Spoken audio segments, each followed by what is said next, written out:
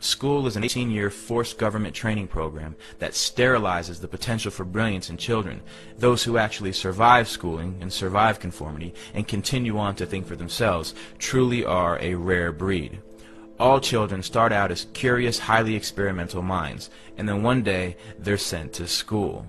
Mandatory schooling has never consisted of anything but the memorization of monotonous dead facts and training children to master repetitious behavior. For the greater part of their day, everything the child says must match the interest of their school teachers. Their behavior must coincide with a set policy and a set regulation. They cannot use the bathrooms without permission. If they wish to speak, they must raise their hands. And after every hour or so, a bell rings and everyone must move to it. It couldn't be any more slave-like. And this type of training becomes a ritual for the child. It becomes the plot background for their television shows and books, or the ideology taught to them by a teacher or a parent. An entire monoculture is being developed here, stripping children of their power to cause trouble for the state at an early age, training them to be good servants of the politically correct. Their environment is much like a prison, by the population lacking any ability to check the authority of the warden. The process becomes a matter of rubber stamping. They have no control over their entire lives, which is directly related to youth violence, because the only control they have is between each other.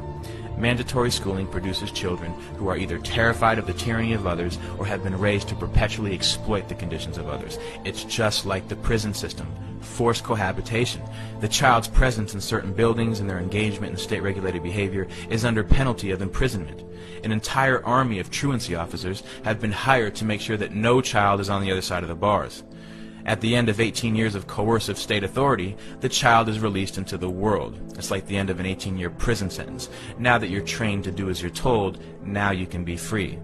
And the produce of these schools, or this state-controlled manufacturing operation, is a society willing to submit, to obey, and to listen. Forced behavior, which technically amounts to a type of slavery, will only inculcate a mindset of fear and terror.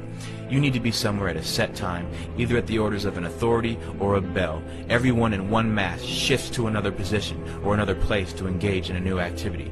They're trained to not only follow instruction, but they're also trained to follow a certain behavior. Rules, regulations, and laws are set for the children. They say you cannot do this to others. You can do this to others. This is acceptable. This is not acceptable. Standards of culture, morality, and behavior are imprinted into these new young minds that are in the blossoming stages of development. Their minds are being intercepted by the state and molded to conform to state standards. The first lesson they teach you is the orders of authority. The second lesson is to work with each other to achieve the desired ends of those in control. If a group of children are taught to engage in the same behavior regardless of what they want to do, then they will never fight back as adults. And this is your group of tenants who will live in roaches and never call the health inspector. This is your group of citizens who is easily terrified by police officers into voluntarily giving up their rights. This is your group of workers who surrender their lives to the corporation who tells them how to dress, how to speak, what time to wake up, which means they essentially tell you what time to go to sleep if they tell you what time to wake up. This is nothing new. These are the fruits of mandatory schooling. If we look into the roots of 19th century industrialism, the Civil War demonstrated to industrialists and financiers how a standardized population trained to follow orders without significant thought could be made to function as a money tree.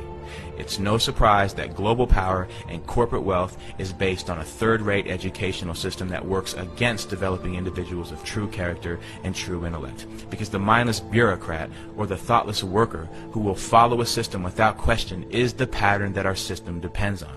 And this is what school produces. The system is not designed to educate the public, which is why federal and state bureaucracies call the shots, not the parents, not the local school boards.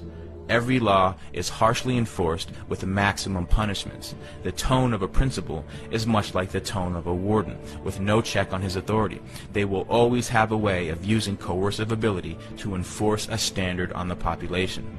Strict punishment awaits any kid who disobeys this ruling force, and there is no doubt that an active student body reflects positively on school administrators. It's like factory floor men. They're fulfilling their quotas to the inspecting superintendent of the local school district. This is the reality of government training. The state doesn't care if children are homeless or on the streets or suffering from malnutrition and hunger, but the second the child fails to appear in school at the scheduled time, like a court date, the police are alerted.